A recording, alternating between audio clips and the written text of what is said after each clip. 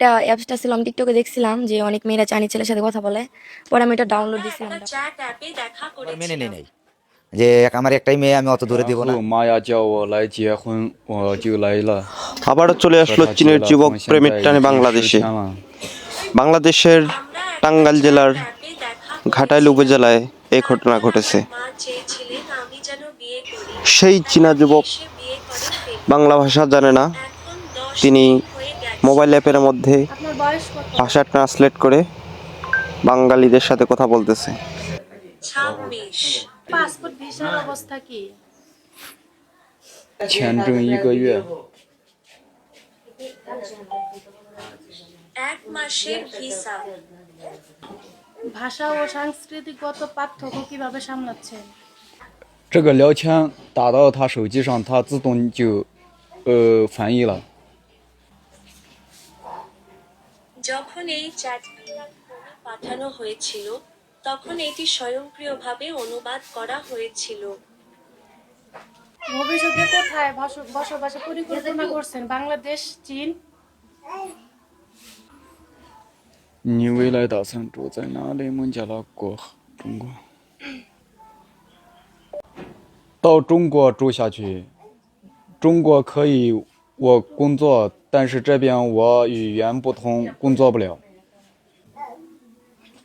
আমি যদি চীনে থাকি তাহলে সেখানে কাজ করতে পারবো, কিন্তু আমি এখানে কাজ করতে পারবো না কারণ আমি সেখানকার ভাষা বলতে পারি না।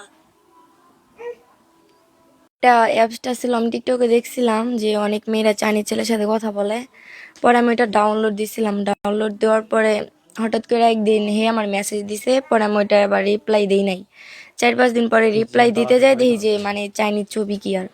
তো ওই হিসাবে আমি কয়েকদিন কথা বলছি। পরে আবার ও বলছে যে আমাকে পছন্দ করে, লাইক করে, মানে বিয়ে করতে চায়।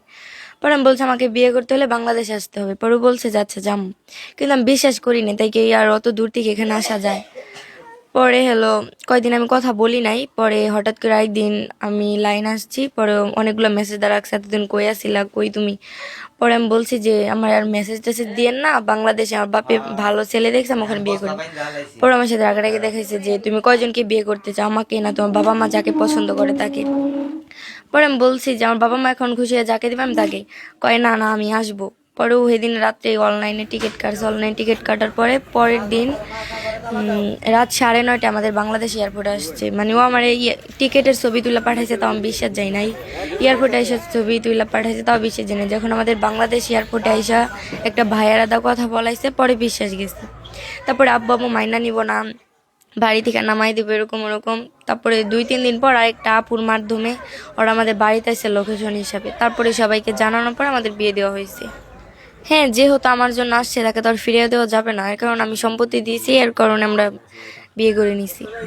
ভবিষ্যৎ পরিকল্পনা সেটা আমি জানি না সামনে কি আছে, তবে আশা করি ভালোই হবে।